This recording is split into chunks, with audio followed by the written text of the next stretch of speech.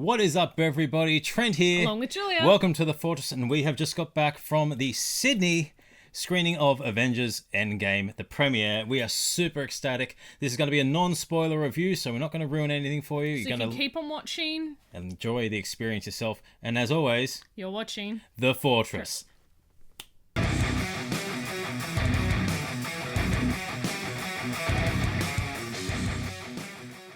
Okay, so 11 years in the making. 11 years. 11 years we have been waiting for this moment. This is the culmination of all the stories that have been told. Is it good? Oh my god. Is it good? Yeah, good is not an operative word to describe this movie at all. the word to describe this movie. No, it is amazing. Honest fantastic. Honest to God. The tears have dried up in front of my eyes, but there were so many scenes throughout this movie, whether it was pure fan service, whether it was emotional moments, just oh my god moments. I had tears coming all the time, and I'm not ashamed to admit that at all. We were literally on the edges of our seats for the whole time. The entire time. You'd settle back in and be like, okay, I think I can contain myself now. Oh my god! Yeah. It's amazing. It's amazing. 3 hours long. It did not feel like that at all. The pacing was amazing. Kudos to the Russo Brothers. Yes. They had a huge task. A with Infinity War to follow up to that and juggling the ensemble cast and deal with the ramifications of that. They did it in a way that was not confusing. It made sense.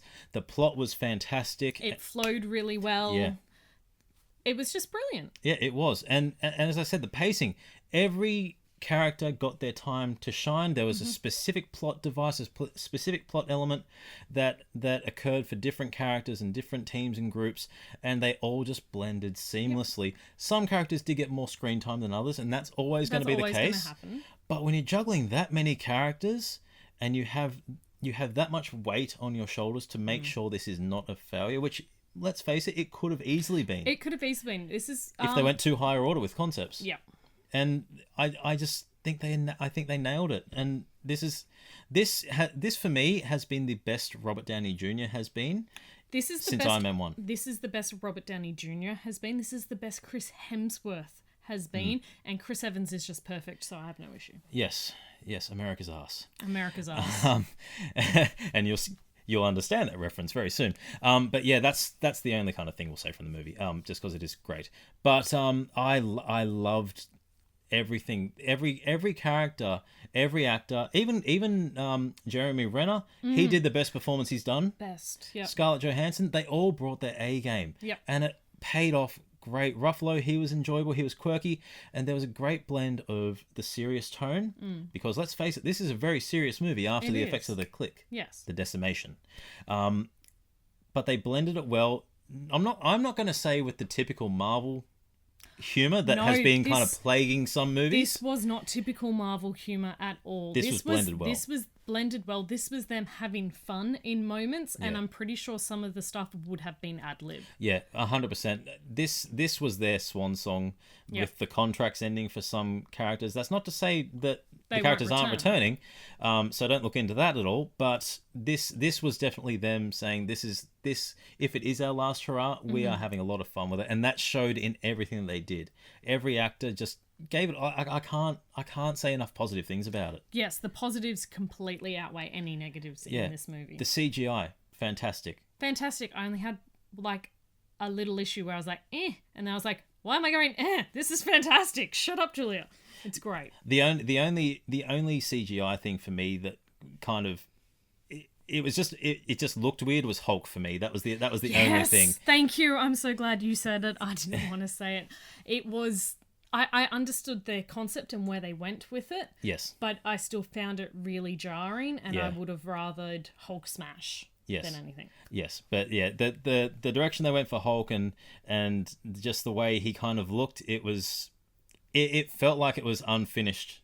Yes. In a way. It was like, and I guess that's the kind of the concept of the character they were going for, and they do explain what happens with that. But Hulk was probably the weaker point of the movie for me, as well as Brie Larson as Captain Marvel. Yeah. She wasn't in it really much. She wasn't in it really much to kind of give weight to the significance of her role.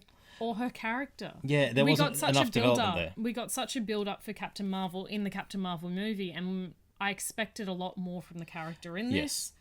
I still was surprised and was bloody brilliant, Yes. but I expected a little bit more. Yes, I felt her arc was kind of wasted. Oh, completely wasted. And it was done in a way that was kind of like, okay, we're focusing on the main core characters, Yep. which I have nothing No issue against.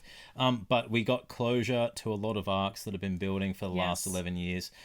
There's been a lot of everything has come full circle for a lot of the main characters as well, and that was really nice and humbling, and it makes me feel like a little warm blanket's been wrapped around me and gone, it's all okay. And with that blanket being wrapped around, the music accompanied so many scenes perfectly.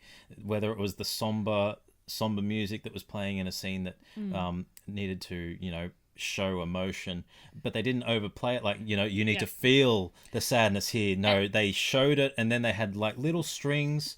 Alan Silvestri did a great job with little strings, and some of the best bits subtle. I liked was the key moments of the character. You had some of their original scores come back. So the original score for Iron Man and one of his moments that he had that I really wish I could tell you guys, but it's such a massive spoiler. Yes. But I'm not going to. No. And Captain America as well. You had those moments, and you just like crying. Yeah. It brought on the tears. The music helped bring on those tears of happiness. Yeah. And then they had like the actual classic rock soundtrack. Yes. And that wasn't just for Guardians either. No. They did it well to really lift the mood and bring a sense of like they were accomplishing something. Yeah. But yeah, as you said, Hemsworth and Thor was a real interesting take and very big surprise for me. And a nice standout for me, especially after how much we didn't like Ragnarok as well. I'm just going to clarify there because we might get hate for it. Oh. That's from a pure comic book perspective. I didn't like Ragnarok. Yes. Not so much movie perspective, just that was not comic book Thor for me. And I found him kind of leaning more towards that. It was a Thor that I kind of missed. It was a blend between the Thor 1 and Dark World and Ragnarok Thor. Yes, and it was a good blend, and I really liked it. Yeah, there was, and on that, it was a very melancholy Thor. There was a lot of melancholy moments throughout this. Like, even when there was a win, it was, undercut by some emotional trauma or some sort of sadness, and they just did so well. Like, there's just so much that I want to say that we can't spoil in this one. It's nearly impossible to say, but the cinematography, there was some beautiful shots. The CGI was great for the majority of it. This is going to be the biggest movie of all time, for sure. It will be. From the get-go, you were taken straight back to the end of Infinity War, and questions that you had are answered straight away, and your heart is ripped out and showed to you. They waste no time at all. No time is wasted in this. There is no lull moment where you're like, can I go pee? Yeah, there is no bathroom break. There is no bathroom break in this movie. You stay for the entire time. Yeah, but it does not feel that way. No. And this is just so you don't waste your time. There are no post-credit scenes. Yes. So that's not a spoiler. There are none, you don't have to stay to the end of the credits unless you want to see the amazing job that everyone did. And there are a lot of people who deserve a lot of credit. Yeah, but it's all summarized very well within the actual film itself, and it gives a really good sense of closure for the Infinity Saga as it's being dubbed now. Yeah. So yeah, let us know your thoughts when you see it. I think that was all. I think that's all. Did we miss anything without spoiling? Yeah. Because if you spoil in the comments, Thanos should have snapped you. You should be gone, is what she's saying. Yeah, I'm Trent. I'm Julia. Check out our Instagram, Facebook, and Twitter handles at Fortress Nerds, where you can talk to us, and we'll post nerdy stuff all the time. Subscribe to the channel, give the video a thumbs up, tell your friends, share it around, and as always, you're watching The Fortress.